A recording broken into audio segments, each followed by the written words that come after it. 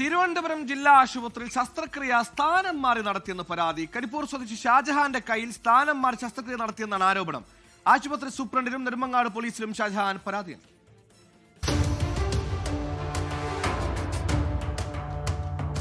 ഇടതുകൈയിലെ ചൂണ്ടുവിരലിനും പെരുവിരലിനുമിടയിൽ ഈർക്കിൽ തുളച്ചു കയറിയതിനെ തുടർന്നാണ് ഷാജഹാൻ നെടുമങ്ങാട് ആശുപത്രിയിൽ ചികിത്സയ്ക്കെത്തിയത്.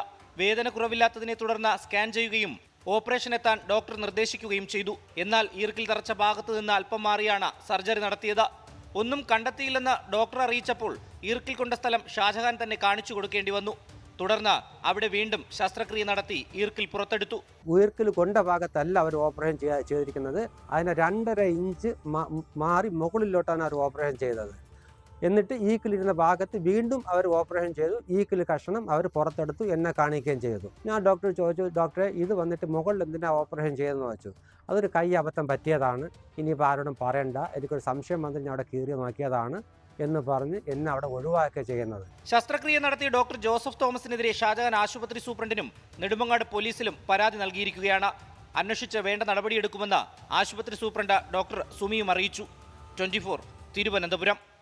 ലോകത്തെവിടെയായാലും ഏത് സമയത്തും 24 വാർത്തകളും ഓഗ്മെന്റഡ് റിയാലിറ്റി പാക്കേജുകളും എക്സ്പ്ലെയിനറുകളും വിശദമായി കാണാൻ ഞങ്ങളുടെ യൂട്യൂബ് ചാനൽ നിങ്ങൾക്ക് സബ്സ്ക്രൈബ് ചെയ്യാം.